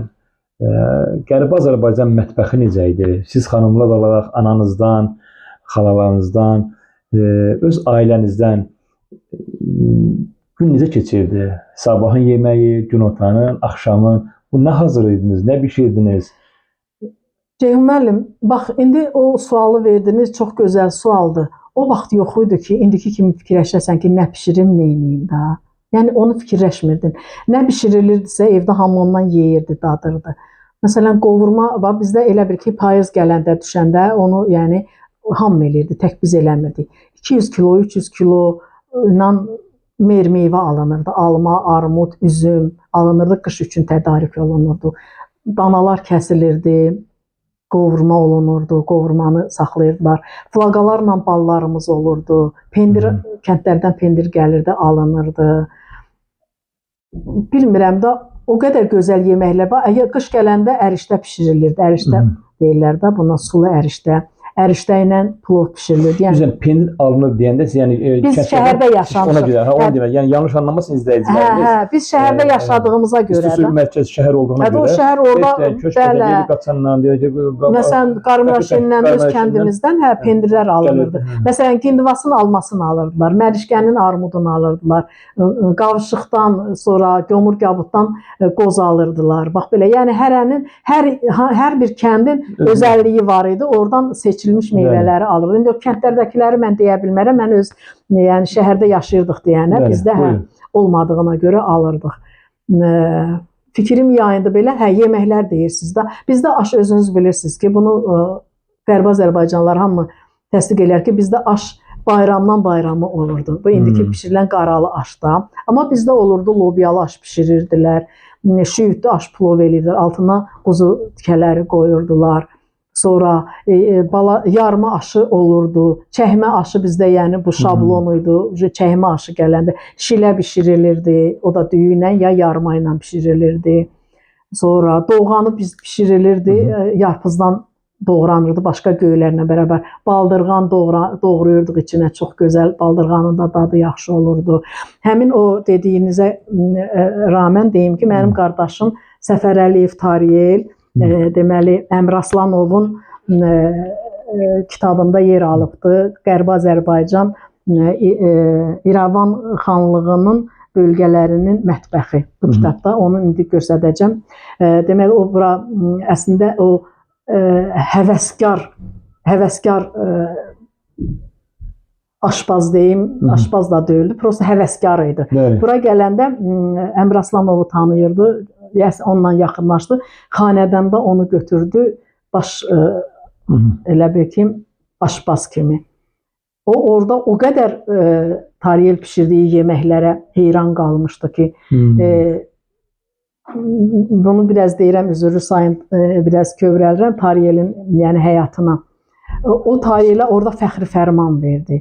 Tariyelə medallar verdi bu xidmətinə görə. O, deməli, bu kitabı çıxardanda, Tariyelin özünə qisməti olmadı bu kitabın təqdimatında.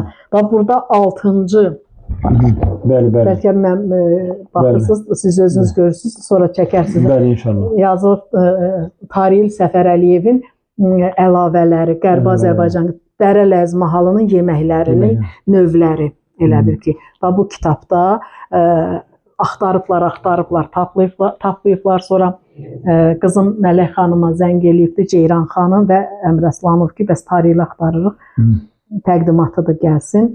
O da deyir ki, əfsuslar olsun ki, tarih yoxdur, dünyasını dəyişir. Çox əfsuslansınlar, ölənləriniz rəhmət, çox əfsuslandılar ki, heyf olsun ki, elə oğulu tez itirdik biz. Həqiqətən də nə deyim? Biz bu sualdan artıq... Qoy onu deyim sizə. Mən buralarda pişirilmir, kələcoş pişirilirdi qurutdan. Deməli, qurudu qışda qoyurdular istağa.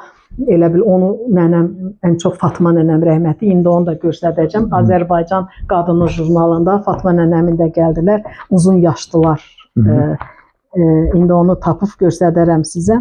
İstədilər onu çəkəcəkdilər də, gəlib uzun yaşdılar, uzun ömürlülər siyahısında. Sonra həmin vaxt o qədər qar yağdı, qiyamət qopdu. Deməli, gələ bilmədilər, gəldilər, elə şəklini çəkdilər. İndi arada onu tapıb göstərəcəm sizə. Həmin bu Fatma nənəm, deməli, onu ovxalayırdı, ona su qatırdı, ələyəz, ərik, noxud, sonra kişmiş. Onunla elə bir ki, bir cür şorba pişirirdi. O qədər ləzzətli olurdu. İndi onu heç kəs pişirmir, nə də heç biz uje. Amma onun dadı elə bir ki, məndə hələ də qalır elə bir. Bax, o dad. Bir də indi valideynləri onu deyim, biz tərəfdə Qərbi Azərbaycanda, yəni paxlava, şəkərbura o vaxtlar olmurdu da, indi açıq deyilsin. Amma mənim anam Nazəni Gəncəmaliyeva, o Bakıda oxuduqlarına görə, onların o Əjdər əmi dediyimiz ki, dedim ki,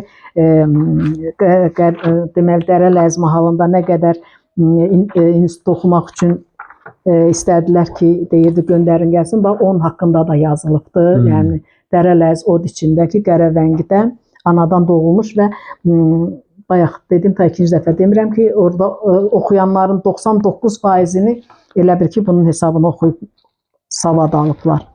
İndiyə qədər də ona rəhmət oxuyurlar. Burada Əjdər əmimgildə qalırdı, mamam gilləmisidir. Orada qalanda onun yoldaşı şəkərbura paxlava pişirən vaxtı öyrənmişdi.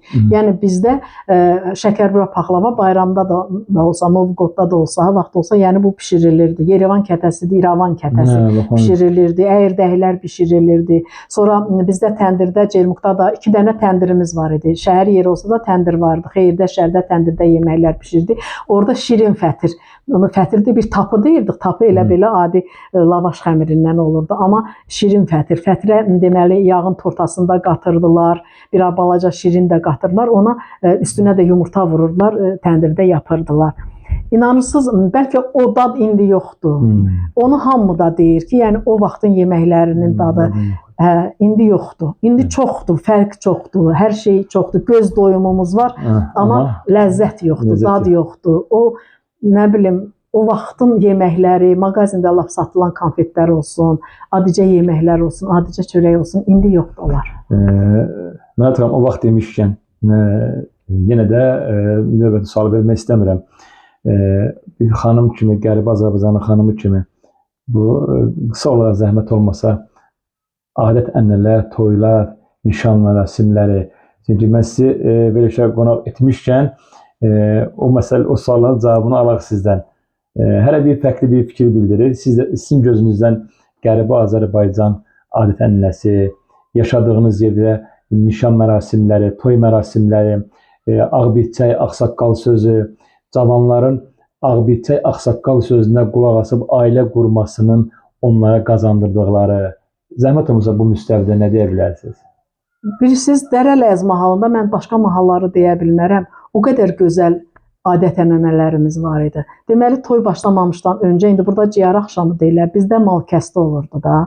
Mal kəsiləndə zurna balaballa çalınırdı, kəsilirdi mal. Deməli, orada malın başı kəsilən vaxtı çalınırdı. Cavanlar da, qız, gəlin, hamısı dururdular. Oynayan oynayırdı, baxan baxırdı. Həmin o kəsilən ciyar ətdən pişirilirdi, həmin axşam yeyilirdi. Bu olurdu ciyar axşamı. Bir gün sonra qız evində paltar pişdi, bir dəfə də bunu danışmışam, paltar pişdi olurdu. Biz dedim orada peyğəmbəri, yəni çalğı olur da, qız evində paltar pişti olurdu. Qıza gələn parçadan bir paltar biçilirdi, güya gəlin paltarı tikiləcək. Bəli. Oğlan evi gətirdiyi, qız üçün gətirdiyi çamadanları, vaxt çamadanlar idi. Çamadanlar açılırdı, bir-bir göstərilirdi ki, neçə qonşu bağrı çatladan, 7 gözəl, gecə gündüz, parçalar belə adbad, pinuarlar, nə bilim, ayaqqabılar, paltolar, yaylıqlar, bunlar göstərilirdi. Elə bil, həqiqətən də uşağıydıq, çox maraqlanırdıq da. Deyirdik ki, ay Allah, kaş mamam getməsin, ya gedəndə məni aparsın da. Bir dəfə təsadüfən mamam gedəsi olmadı, mən getdim. Allah rəhmət eləsin. Cermukda Salatın xalanın qızının elə bir paltar piştisinə mən getdim. Həmin o dediyim anlar oldu. Paltarın göstərilməsi, biçilməsi və hər yer bir nəlbəkidə konfet qoyuldu belə. Dedim, bəs bu nə üçündür? Sonradan onu bayaq danışmışdım. Dedilər ki, bəs nəməri ora qoyursan, konfeti götürürsən, o nəməri götürəndən sonra yazılır ki, pulu da nəmər, yəni pul indi o məbləğ nədirsə 5 manat, 3 manat, o vaxt yəni çox deyildi. Ən yüksək məbləğ 25 manat toyda salınırdı. O vaxtında ən yüksək bir puluydu. Ondan sonra gəlirdi, oğlan evində toy, 5-ci gündən başlayırdı günortadan axşama qədər. Səhər tezdəndən başlayırdı, 6-cı gün bir də axşama qədər. Bazar günü günortadan sonra gəlin gəlirdi, onda yemək verirdi. Düzdür, həmin günlər yemək verilirdi. Kənd cəmaatı, hərə mal ayağı deyirdilər. İndi mən kəndləri deyirəm, Cermukda mal ayağı olmadığına görə. Mal heyvanı gedib raxlayırdılar, evlərində yeyib gəlirdilər də. Amma 3-cü günü uca yemək verilirdi, hamı yemək yeyirdi. Gözəl toy keçirdi, yallılarımız, rəngarəng yallılarımız var idi. Əfsuslar olsun ki, indi Cermuk cəmaatı, Kötanlı cəmaatı, yallıları oynamırlar, amma sağ olsun terpillər o ənənəni yaşadırlar. Ələ xüsusən də cavanlar, onlara həqiqətən də minnətdarlıq düşür ki, o ənənəni yaşadılar. Gözəl, yaddan çıxmış yallı, ruhani yallısını, urfanı yallısını onlar yaşadılar çox gözəl. Mən özüm də oynaya bilirəm, evladlarım da oynuyorlar. Hər an evimizdə yığıncaq olandan da uşaqlar oynayır və aşılayırıq. Mənim o nəvələrimin, yəni oğlan nəvəm bir o qədər yox, oğul, amma qız nəvəm hamısını bilir, yallıların hamısını bilir, öyrənir. Bizim toylarımız bax belə keçir. Daca elə olurdu ki, uşağıdıq da, evə gəlmirdik ki, axşam ikinci smen toya valideynlər qoymazlar, otururduq elə toylarda. Mələt xanım, bu adət-ənənədən gördüklərimizi, eşitdiklərimizi danışsaq, verilişlər aylarla, bəlkə illərlə bu məsələlər bitməz. Düzdür. Amma hər verilişin əvvəl olduğu kimi sonu da var. Hatta verilişimizin sonuna doğru gəldik. Yaxınlaşdıq verilişimizin sonuna. Mələt xanım, burada bir maraqlı məqam var. Yəni bu gözəllikləri təsvir etdikdən sonra bu yaşadığımız bu ağrını, acını məcburam sual verməyə. Bu deportasiya bizim xalqımızın, bizim cəmaatımızın başına istəsə də istəməsə də gətirildi. Həm də mərhələli formada. Mələt xanımın gözü ilə Qərbi Azərbaycandan deportasiyası bu necə səslənir? Mənim gözümdə nənəm rəhmətli, indi tapıb şəklini göstərəcəm, Fatma nənəm. Səmərqənd nənəm, Samoş nənəm, ana nənəm tez rəhmətə getdi. Bura gələn ilə elə bil 90-cı ildə rəhmətə getdi. Amma Fatma nənəm 2012-ci ilə kimi yaşadı. 103 yaşında rəhmətə getdi. O deyirdi ki, mən 3 dəfə görmüşəm bu yaşıma qədər, 3 dəfə deportasiya olunmuşam. Yəni, demək olar ki, Azərbaycanlıları parçaladılar, paralandı. Bir parası heç bilinmir ki, bizim bəlkə də qohum əqrabalarımız, o gəncmallılardan törəyənlər hardadılar, heç çoxsunu bəlkə bilmirik. Məsələn, anamın 6 dayısı olubdu, o Calal bəyin, məsələn də, o biraz siyasi məsələ olduğuna görə mən ora çox getmirəm. Yəni, o demək olar ki, Dərələyəzin vuruşan, döyüşən ürəyi qəlbi olubdu da. Onun oğlanları, Calal bəyin oğlanları hara gedib, harada qalıblar, özü sonra hara gedib, bunu sürgün eləmək istəyirmişlər, nəsə də uzun söhbətdir. Hara gedib heç bilmir, elə qohumlarımız var ki, heç biz tanımırıq onları, onlar da bizi tanımırlar belə. Deportasiya bu deməkdir. O deyirlər ki, qoydular sapant daşına, atdılar diyar-bədiyar.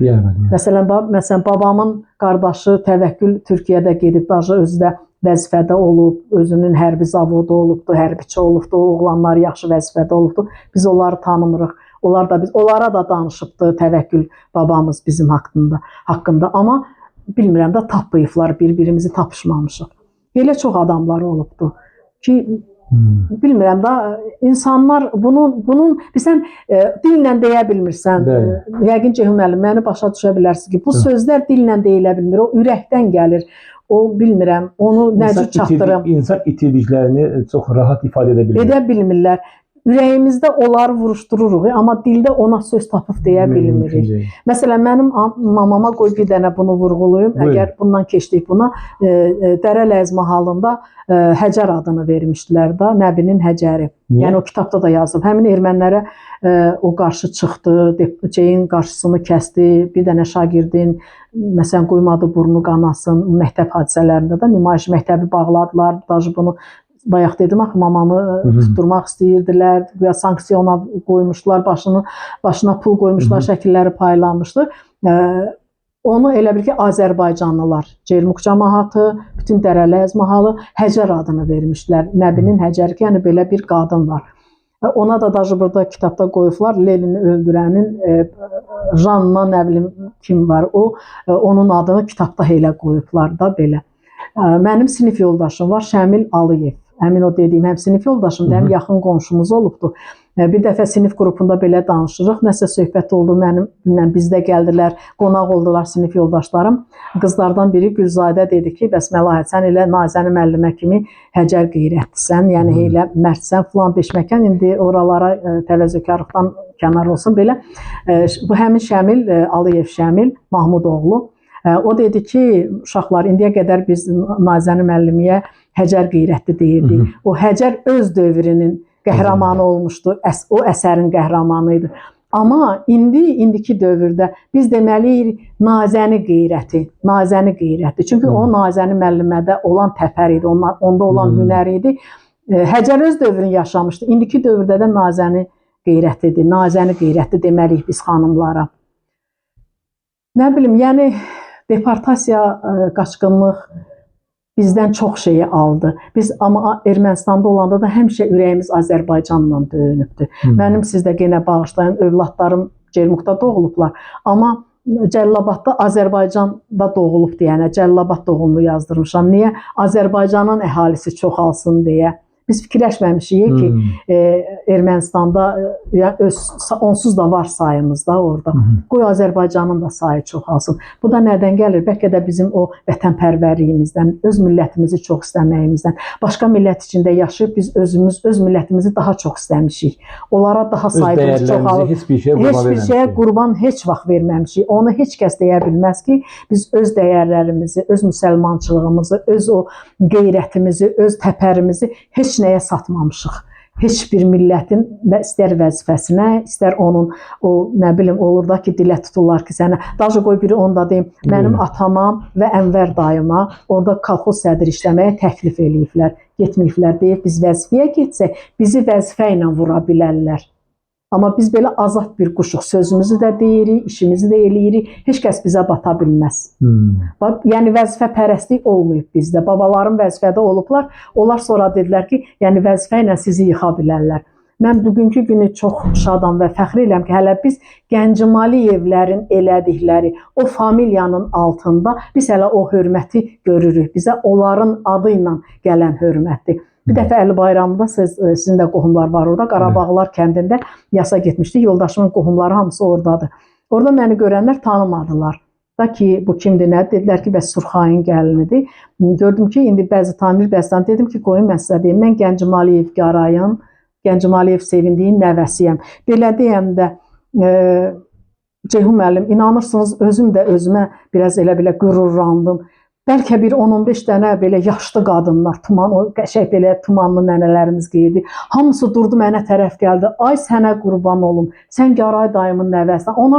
Onun ruhuna qurban olum. O bizi saxlayıb, o bizi böyüdübdü. O bizə çörək veribdi, ömür verib, həyat veribdi. Bunun özü gör nə qədər qürurludur, nə qədər daşıyıcı qüvvələrik biz onların familiyasının altında. Görün bu hörməti biz hələ heç nə qazanmamışıq özümüz. Amma o kişilərin adını, o kişilərin hörmətinə hələ də davam eləyir. Keçən dəfə dedim də Gəncəmallar və Babayevlər, mənim yoldaşımın Bəli. uşaqlar var, onların da qazancıdır deyənə Bəli. hər ikisinin dedim ocağında Dərələyəzin qaymaqlarını qonaq elədik. Çox məmnun oldum. Nazir Əhməd çox sağ olsun, çox gözəl məclis apardı. Orada elə bir poeziya gecəsi oldu. Ondan fraqmentlər verərəm. Bəlkə burada işlədərsiniz. Çox gözəl. Özləri də dəfələrlə zəng elədilər ki, yəni biz bunu bəlkə də gözləyirdik, amma bu dərəcədə də gözləmirdik ki, özündən olmayaraq, asılı olmayaraq elə bir ard gəldi bu. Şərt yemək deyil. Şərt o abu-havadır, şərt o danışıqlardır, o dəyərlərdir, bəli, unudulmayan xatirələrdir. Çox gözəl. Bayaq yeri gəlmişkən mən unutdum Şəkili nənəmin və bu Gəncəmaliyeva Fatma qulu qızının, həm də mənim Səvindik babamın bacısı qızıdır, həm də mənim nənəmdir. Və burada 103 yaşında. Bəli, 103 yaşında rəhmətə getdi. Bu dedi ki, mən bu yaşıma qədər 3 dəfə deportasiyaya uğramışam. 3 dəfə qaçqınlıq həyatını görmüşəm. Allah rəhmət eləsin. Ölənləriniz rəhmət. Belə görün, baxın, Azərbaycan qadınlarının görün nə gözəl sunaları var. Neçə nəvəsi olub o da? Deməli 4 övladı, 25 nəvəsi, 47 nəticəsi, 31 kötücəsi olub. Kötücəsi olubdu. Hə, deməli o kötücəsini gördü. Mənim nənəm kötücəni gördü. Allah ölənlərimizin hamısına rəhmət eləsin. Burada qadınların şəkilləri var, onu da yəni qeyd edeyim, borcumdur ki, deməli baxırıq, bütün yaşlı nənələrimiz var da, o qədər gözlərində, üzlərində nur var, o qədər xanım xatınlıq var. Başqa, məsələn, millətlərin o yaşlı nənələrə baxanda, baxırsan ki, tamam bəli də, yəni tamam başqa simaları var. Amma bizim nənələrimiz, bizim babalarımız üzlərindən nur yağır, xanım xatınlıq yağır. Babalarımız ağayana, əsl ərən kişilərdilər də. Bax, yəni bizim övladlar da, oradan gələn oğullar da, qızlar da, bax, onların davamçılarıdır. Şəxsən mən özüm Dərələyəz mahalında yaşayan, yaradan, bilmirəm, bura gələnlərin çoxunda o isməti, o həyanı, o geyimi, o kecimi görürəm və görmək də istəyərəm. Kaş ki cavanlarımız, bax mən indi baxıram, Ertoğrula baxdım o kinosuna, sonra Osmana ardıcıllıqla gəlir də. Mən tövsiyə eləyərdim ki, bax bizim cavanlar, istər qızlar, istər oğullar o kinoya baxsınlar. Mən o kinolara baxanda Dərələyəzimiz gözümüzün qabağına gəlir. Bax, heylə olublar. Mən vurğuladım da ki, xəstəmiz olanda hamı bir olurdu, xeyrimiz, şərimiz olanda bir olurdu, bərabərlik var idi. Tamamilə doğru bir məqamlara toxundunuz. Mələt xanım, artıq biraz əvvəl qeyd etdiyim kimi, hər verilişin əvvəl olduğu kimi sonu da var. Artıq verilişimizin sonuna gəldik. Son duanızla biz Həsə TV yayınlanan Həsə Vermidi verilişinə qonaq oldunuz. Biz sizin evinizə gəldik, ocağınıza gəldik. İzləyicilərimizə və o cümlədən Qərbi Azərbaycan gənclərinə, Qərbi Azərbaycan həqiqətlərin dünya istifadəsinə çatdırılması istiqamətində o dəyərlərin unudulmaması üçün bizim veriliş vasitəsindən nə məsləhət görərdiniz? Ceyhun müəllim, elə sizin bu verilişiniz bir növ maarifləndirici bir mövzudur, bir verilişdir. Cavanlarımıza tövsiyəm o olardı, gənclərimizə tövsiyəm o olardı ki, bu cür verilişlərə baxardılar. Keçmişimizi bilməyənlər bilərdilər, öyrənərdilər. Hələ demədiklərimiz çox şeylər qalıbdır ki, yəqin ki, silsilə verilişlərdə bunlar da açıqlanar deyilər, yada düşər olar. Uzun ömür arzulayıram. Fəaliyyətinizdə, nailiyyətinizdə uğurlar arzulayıram. Daha genişlənməsini, publikanın böyüməsini arzulayıram. Kimlərsə baxırsa bu verilişə, onlara hövsələ arzulayıram. Onlara təpər arzulayıram. Verilişlərə baxıb, özlərini bu verilişlərdə görməklərini arzulayıram. Çox gözəl bir duadır, təşəkkür edirəm. Bundan gözəl dua ola bilməz. Çünki bu tarixdir, bu qalır. Biz ola bilər gedərik, nəvəmiz, nəticəmiz, nə vaxtsa hardansa bunu YouTube-dan mı, hardansa tapar.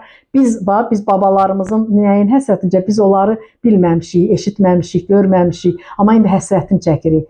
Çox sağ olun, çox sağ olun. Allah köməyiniz olsun ki, belə bir verilişi yaratdınız, həsrət verilişini, gələcək nəsillər üçün tarix yazdınız.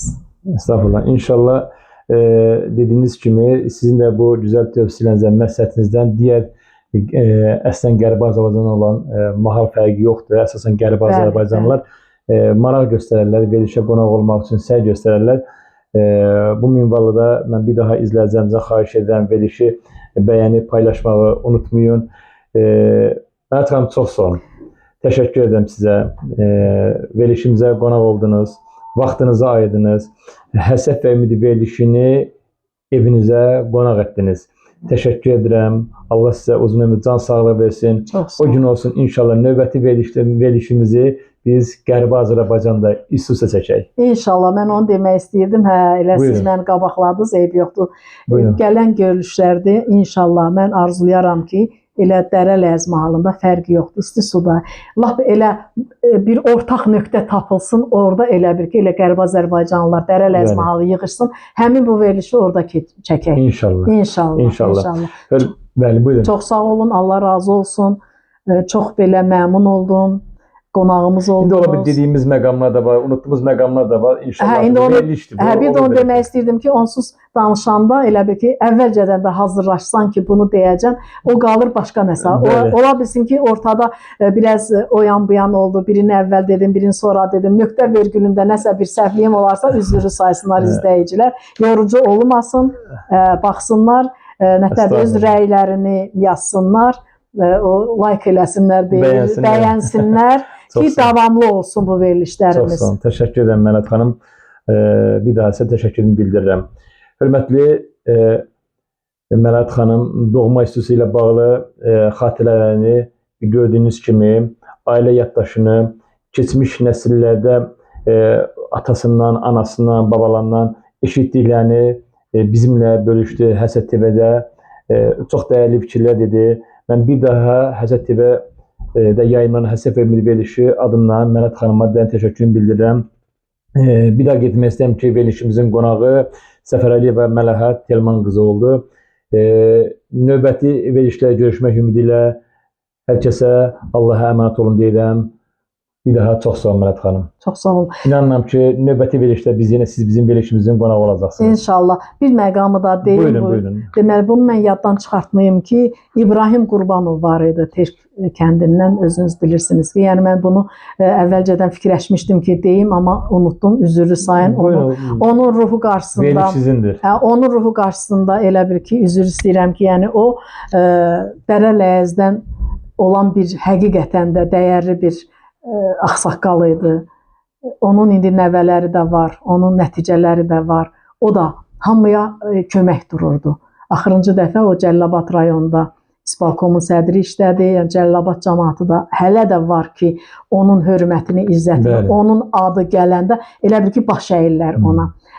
Yəni biz də Cəlilabadda yaşadığımız anlar, işlədiyimiz vaxtı Qurbanovun sayəsində getmişdik. Həyatımızın demək olar ki, ən gənc çağlarını, oradakı ən yaxşı dövrümüzü orada keçirdik. Allah ona da, Hava xalıya da rəhmət eləsin. Oğul Pənaha da rəhmət eləsin. Nizamiyə də Allah ömür versin. Yəni biz minnətdarıq elə bir ağsaqqallara. Elimiz olduğuna, qohumumuz, həm də yoldaşımın, babanın, anasının əmsi oğludur da, belə yaxın bir qohumdular. Onların ruhu qarşısında baş əyirəm. Bütün ölənlərimizin ruhu şad olsun. Amin inşallah. Belə çox gözəl məqama toxundunuz. Mən də onu unutdum deməyə. Həqiqətən vətənini Qərbi Azərbaycandan deportasiya olub. Dediyiniz kimi, Fatma anamız kimi və digər analarımız kimi, nənələrimiz kimi vətən həsrətinə, o cümlə babalarımız vətən həsrətinə dünyasını dəyişdilər. Allah cəmi dünyasını dəyişənəmizə qəni rəhmət eləsin. Allah torpaqlarımızın azadlığı uğrunda canlarını qurban vermiş şəhidlərimizə rəhmət eləsin. Qazilərimizin can sağlığı, uzun ömür can sağlığı versin. Allah şəfalarını versin. Növbəti verilişlərdə inanıram ki, biz bunda sizdən izləyicilər öndə sözünü alıram. İnanıram ki, növbəti dəfə verilişimizin qonağı olarkən siz daha fərqli bir mövzuda, yəni Gəncəmaliyev ailəsinin, Babayevlər ailəsinin kitablara yansıyan yönü ilə bizə məlumat verəcəksiniz. Çünki mən verilişdən əvvəl maraqlandım və sizin mənə atdığınız məlumatlara baxdım. Sözün həqiqi mənasında bu qədər fəaliyyəti mətbuatda işıqlandırılması və çox önəmlidir, çox dəyərlidir. İnanıram ki, növbəti verilişimizi siz buna həsr edəcəyik. İnşallah, samimiyyətlə inşallah. təşəkkür Çox edirəm. sağ olun siz. də. Növbəti verilişlərdə görüşmək ümidi ilə. Əziyyət çəkdiniz, gəldiniz, halal eləyin. Halal xoşunuz olsun. Çox sağ Sağ olun. olun. Görüşmək ümidi ilə əziz dostlar. Allah'a əmanət olun.